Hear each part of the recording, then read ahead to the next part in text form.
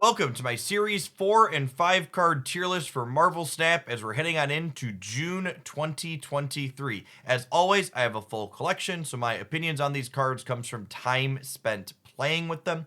One big note this month in the tier list is that cards will no longer be downgrading on a predictable schedule. At a glance, it looks like cards that are worse look to downgrade to lower series quicker, while cards that are more powerful, in the case Darkhawk and Null, were originally scheduled to downgrade last month, but they remain series 4 because they are good, it seems, are going to remain in the higher series longer. If anything, that almost makes it feels like these videos where we can give you a feel for which cards are good, bad, or otherwise become more important, because holding off on buying the worst cards means you will get them for cheaper faster, while the more powerful cards become more worthwhile to pick up because they are going to remain expensive longer. Without further ado, let's go ahead and jump on into talking about which cards I think rank where.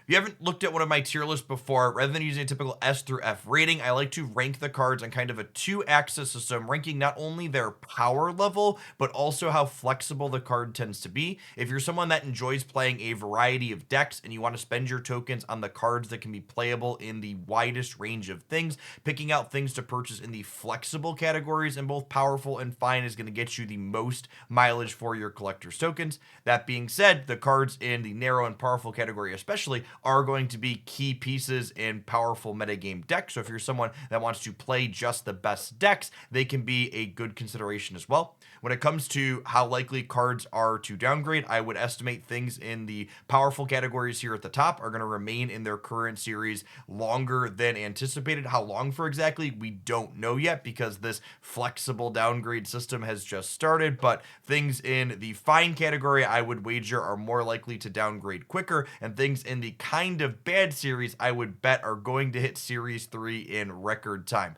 Without further ado, let's go ahead and take a look at which cards I think are powerful now. The powerful categories here in our tier list are the ones that have the most cards in them, and I think moving forward with this new flexible downgrade system that Marvel Snap is moving to, this is likely to continue to be the case. These cards that are good look like they'll be remaining in these higher series for a longer period of time, encouraging players to spend their tokens on them. And I expect this group to grow, while cards in the other categories that are less popular and less played because they're a little bit weaker to downgrade faster. Speaking of cards downgrading, High Evolutionary is one that's never going to downgrade. It is a perpetually Series 5 card, and it has joined the flexible and powerful category with a big splash this month. I think High Evolutionary is potentially the most hyped new Marvel Snap release card ever. It unlocks those hidden abilities in the 7 previous ability list cards, effectively being 8 new cards in one, and the deck building possibilities with High Evolutionary are super wide. I don't think we've figured out optimal High Evolutionary decks by any means, but there's a handful of decks containing this card that feel powerful and competitive, and I expect that to continue to be the case moving forward. So not only is High Evolutionary a great use of your collector's tokens as a perpetually Series 5 card, but it's also a card that you're going to get to play in a variety of competitive shells. Darkhawk, so strange in the flexible and powerful category. It's been there since the card was added to the game. Easily the best stat line for drop around, going in a variety of decks, whether it's Beast Bounce decks picking up Korg and Black Widow, or Zabu decks pumping out Rock Slide. Darkhawk is great at what it does. As far as using your collector's tokens to pick up Darkhawk, it's kind of in this awkward spot. So Darkhawk was originally scheduled to downgrade last month. They told us as a surprise that it was going to be staying in Series 4, and we kind of just don't know, is this one more month in Series 4 for a good card? Is it 2 more months? Second Dinner has said perpetually Series 4 cards isn't going to be a thing that exists, but I'd be hesitant to tell you, hey, you should spend 3,000 collector's tokens picking up Darkhawk, when at this point our next patch is only 12 days out. That could be bringing it down to Series 3. If it doesn't hit Series 3 in this next patch, I think it's probably a safe pickup, because even if it's not perpetually Series 4, it's probably going to be living here for a while, as it'll be going on 5 months. But I think I would definitely be in a wait and see pattern to see what happens on the 13th before spending resources on Hawk, even if it is both flexible and powerful. Jeff the Baby Land Shark, as the next card in our flexible and powerful category, earns his spot here, and I think is actually the best non-perpetually Series 5 card you can spend your collector's tokens on currently. Not only does Jeff mitigate location variance for you by getting into difficult to reach spots, but it's also a direct counter to a lot of commonly played cards in the format like Professor X or Storm or Spider-Man. Jeff also has Express Synergy with things like Miles Morales and Angela that you can deck build around him as well. Jeff has only been Series 5 for 6 weeks at this point, and with the flexible series downgrades and how powerful Jeff is, I'd honestly be kind of shocked if it downgrades to Series 4 after just 2 months. That being said, similar to Darkhawk, it is only less than 2 weeks at this point until the next set of downgrades happen, so it could make sense to wait and see exactly what Second Dinner is going to be doing, but I wouldn't be surprised if Jeff ends up being essentially a little bad at this point and lives in Series 5 for an extended period of time, just because of how good and flexible he is. I'm not going to spend a lot of time on Kitty Pryde because everybody a copy of her for free. I'm hoping because they gave her out for free due to the bug with her, they just downgrade her directly to Series 3 so that way new people coming in have an easier chance to get her. But Kitty Pryde's great. She belongs in the flexible and powerful category, and she's still technically a Series 4 or 5 card at the moment, so she's included in the list. Nebula technically isn't Series 5 yet as of the posting of this video, but she will be Series 5 when the June Season Pass starts here in a few days, and I think she's very good. Nebula, Kitty Pryde, and Sunspot I think are easily the 3 best 1-drops in the game currently, and which one you want to play is often going to depend on which type of deck you are playing. I think if you're someone that enjoys playing control decks with things like Storm or Professor X and you're a free-to-play player, I would consider prioritizing picking up Nebula sooner rather than later because she's pretty uniquely powerful in all of those archetypes. Zabu was originally slated to drop to Series 3 this month, but similar to cards like Darkhawk and Null that were kept in Series 4 longer last month, Zabu is a pretty powerful and flexible card, and I wouldn't be shocked to see it remain in Series 4 longer than originally anticipated for.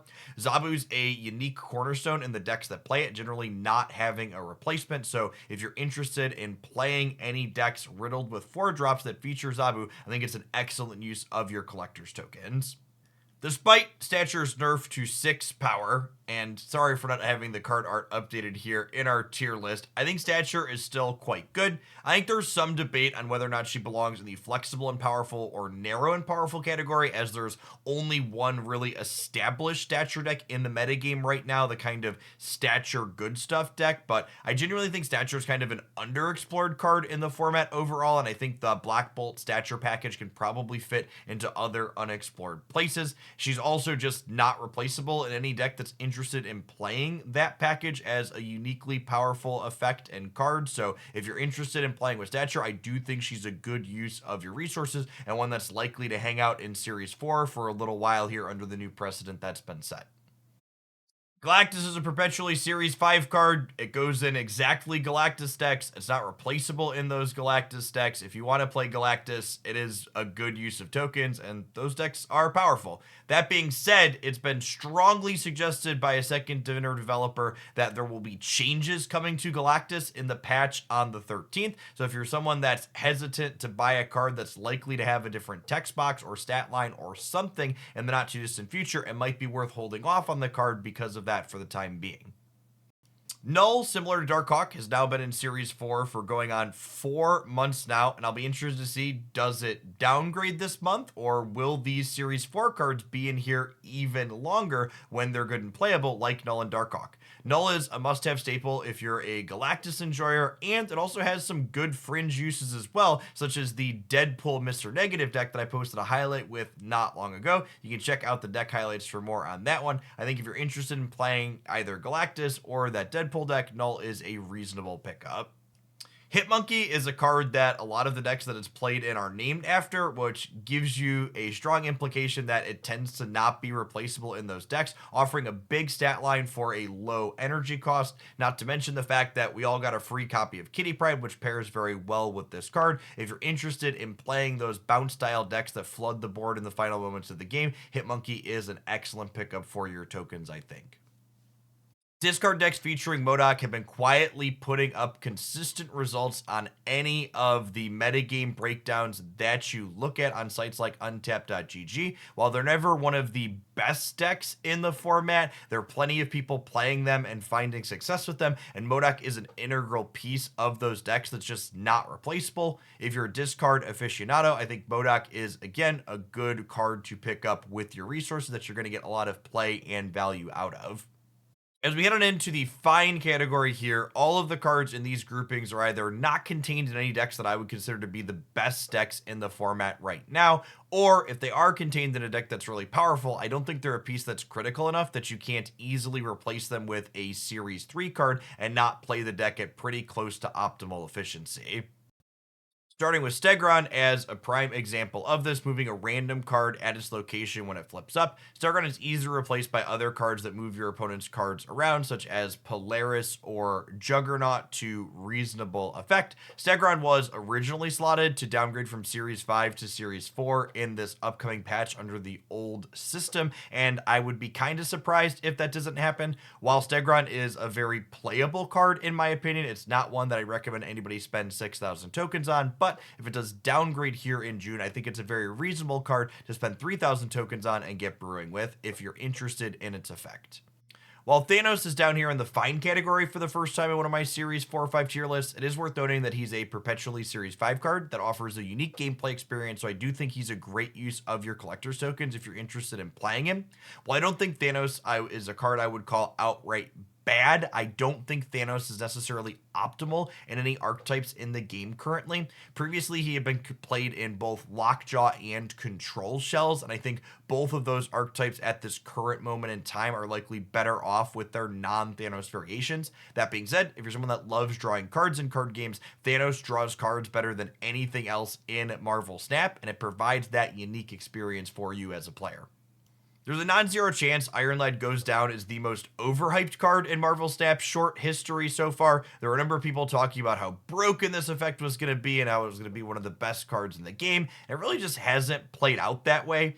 Iron Lad's effect a lot of the time doesn't end up being significantly better than Jubilee, just putting the top card of your deck into play. And while there are some niche corner case decks where Iron Lad is strictly optimal as a card to be playing, I don't think any of those decks become unplayable if you're missing him. I think this is similar to Stegron, a card that I would be super excited and would recommend picking up for 3,000 collector's tokens, but it's a hard sell to recommend anybody spend 6,000 tokens on Iron Lad, since it's just kind of a replacement level card in a lot of situations, unless you're really in love with the idea of what he does.